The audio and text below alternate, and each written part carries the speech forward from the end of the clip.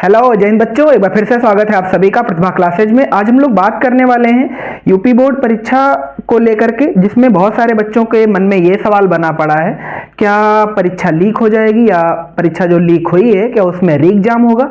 ऐसा कुछ नहीं है, ठीक है ना।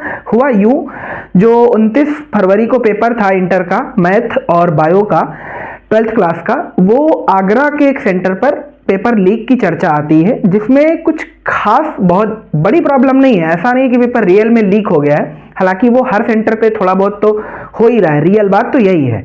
हुआ ये कि किसी को व्हाट्सएप पर पेपर मिलता है समथिंग वही 3:10 पर, और आप सभी को पता ही है कि जो यूपी बोर्ड क्लास 12th का जो साइंस का टाइम शेड्यूल रहता है वो 2 से 5:15 रहता है।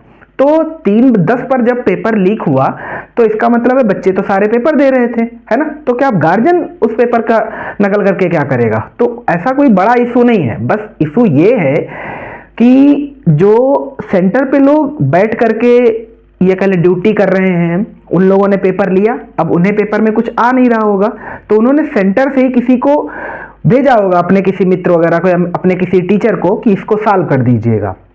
तो होता इस बार ये है कि जो इस बार ट्रैकिंग का सिस्टम कराया गया वो आईपी एड्रेस से किया गया है। तो कैमरे भी सारे आईपी एड्रेस वाले लगाए गए हैं, और वहां से अगर उसके कुछ रडार है, जैसे मान लीजिए 100 मीटर 200 मीटर के रडार से अगर आप नेट की कनेक्टिविटी से ऐसा कुछ करते हैं तो आपके सर्वर का आईपी एड्रेस हैक किया जाता है, और वो लोग इस चीज को, डेटा को रीड करते हैं कि कौन से आईपी एड्रेस या कितने दूरी के आईपी एड्रेस से कौन सी चीज को कहां पर भेजा जा रहा है। उसी के जरिए वो बात लीक हो जाती है। और जो न्यूज वाले हैं उनको तो आप अच्छे से जानते ही हैं, कोई वैसी न्यूज होगी उसका कुछ इशू नहीं बनाएंगे। अब अगर उनके मन में पता नहीं कभी आ जाएगा कोरोना लेकर के कि परीक्षा लीक हो जाएगी, बच्चों को कुल मिला के घुमाया जा रहा है, गुमराह किया जा रहा है। तो हम सभी से कहना चाह रहे हैं, जितने भी बोर्ड के स्टूडेंट्स हैं, ऐसे में अगर पेपर लीक भी होता है तो जहां पर लीक हुआ, जिस सेंटर का लीक हुआ या जिस डिस्ट्रिक्ट का लीक होता है, उस डिस्ट्रिक्ट का, उस सब्जेक्ट का ही पेपर का री एग्जाम करा दिया जाता है। ऐसा कभी मत सोचना कि बोर्ड दोबारा एग्जाम कराएगा आपका। बात समझ में आ गई सभी को। ऐसा कई बार हो चुका है ना। कभी इंग्लिश का पेपर आउट हो जाता है तो ऐसे में कोई दिक्कत नहीं है, वो पेपर री एग्जाम करा दिया जाता है। ज्यादा पैनिक होने की कोई आवश्यकता नहीं, आप अपने सारे एग्जाम भली भांति दीजिएगा, ठीक है ना। और सभी से रिक्वेस्ट ये है कि ज्यादा जो न्यूज है उनकी इस मामले में ज्यादा ना सुना करें, है ना। वो जो काम की बात है वो कभी आपसे बताएंगे नहीं, जो बेवजह की बकवास फर्जी न्यूज है वो आप तक पहुंचाई जाती है व्हाट्सएप और फेसबुक के जरिए। समझ में आ गई बात। और पेपर लीक होना, पेपर आउट होना, ये कोई बड़ा काम नहीं है, क्योंकि पेपर लीक होना और पेपर को आउट करना ये सब हम लोगों की ही डिमांड है, बच्चों की ही डिमांड रहती है ना। पेपर कैसे लीक हो रहा है यार, कोई तो कहता होगा कि ना हमें पेपर चाहिए, तो उस पेपर को चाहिए को लेकर के अब उस डिमांड को तो पूरा करेगा कोई ना कोई, डिमांड एंड सप्लाई वाला रूल लगा करके, है ना। अब कोई मांगेगा तो उसका कुछ ना कुछ खर्चा लिया जाएगा। बहुत सारे काम होते हैं यार, सेंटर पर हम भी हैं, ऐसा नहीं है ना। हम भी सेंटर पर बैठे हैं और हम भी यही काम कर रहे हैं। तो हम ऐसा थोड़ी कर रहे हैं कि हम वहां किसी की पेपर की फोटो खींच करके किसी थर्ड पार्टी को भेज रहे हैं, नहीं, ऐसा बिल्कुल नहीं करते हैं, ठीक है ना। तो जितने भी टीचर लोग हैं और जो जितने खास करके बच्चे हैं हमारे, वो कोशिश करें कि बिना किसी टेंशन के पेपर दें। और पहली बात तो जो यूपी बोर्ड है या अनादर बोर्ड है, वो परीक्षा के पेपर को अब हर साल दर साल सरल करते चल रहे हैं, क्योंकि परीक्षा के स्तर को आप समझ रहे हैं, गिराया जा रहा है ना। इस चीज को समझो आप, गेम है पूरा पूरा, इस गेम को समझिए आप, फंस रहे हैं आप। अब कल को जो बायो का पेपर हुआ 29 तारीख को, आपको हकीकत बता दो उस पेपर की, तो एक भी डायग्राम का क्वेश्चन नहीं आया, एक भी डायग्राम नहीं आया। क्यों नहीं आया? क्योंकि डायग्राम बनाने में बच्चे फंसते हैं, क्वेश्चन टाइट हो जाता है। 5 नंबर में एक आधे ऐसे क्वेश्चन आए जिनको हमने ये कह करके बच्चों को पढ़ाया कि ये बहुत ज्यादा 2 नंबर में आएगा। समझ पा रहे हैं आप। हम ये अपने डिस्ट्रिक्ट के पेपर की बात बता रहे हैं, अब बाकी डिस्ट्रिक्ट का खैर मुझे नहीं पता है। किसी डिस्ट्रिक्ट का पेपर में भी कठिन भी होगा, डायग्रामल भी रहे होंगे, पर उन्नाव डिस्ट्रिक्ट के पेपर बायोलॉजी में एक भी डायग्राम नहीं आया था।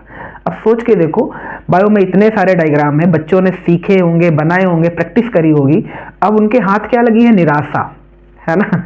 इतना पढ़ने के बावजूद भी आया क्या? कुछ नहीं, बस थ्योरिकल सारा पेपर आ गया।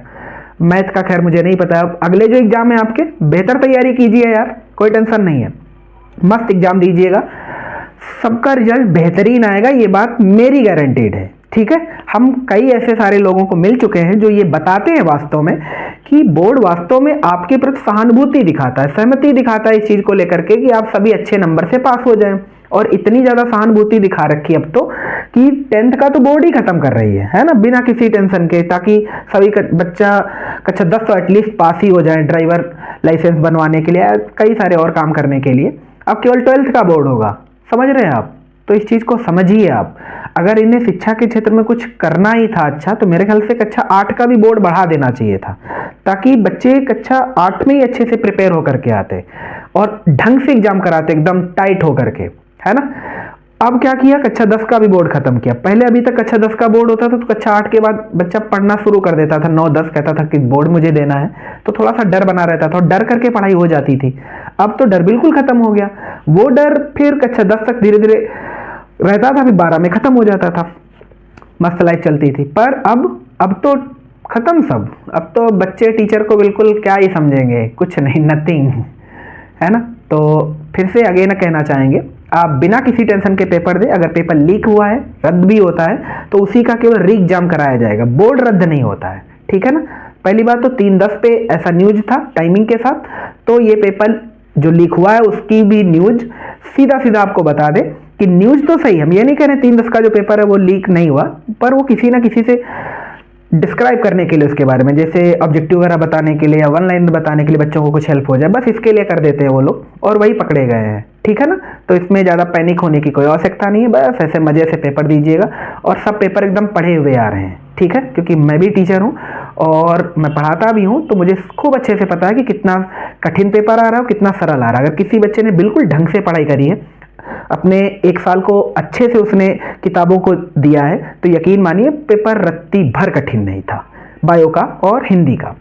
बाकी के जो पेपर होंगे उन्हें भी देख लिया जाएगा, फिजिक्स, केमिस्ट्री और अंग्रेजी का जो भी बाकी रह गया अभी। और आपसे एक बात बताना चाहेंगे, हम अभी आपको कोई क्लास नहीं दे रहे हैं, इसलिए नहीं दे रहे हैं क्योंकि आप बोर्ड तक कोई टेंशन ना लें, मजे से एकदम पढ़ाई करें। बोर्ड के बाद जो आप ये पेपर दिए हैं उन सभी का सोल्यूशन कराया जाएगा, फिर 1 अप्रैल से नए बैच की क्लासें शुरू की जाएंगी, जिसमें 10th और 12th की साइंस और मैथ पर बहुत ज़्यादा ध्यान दिया जाएगा, ठीक है ना। थैंक्स फॉर वॉचिंग, जय हिंद।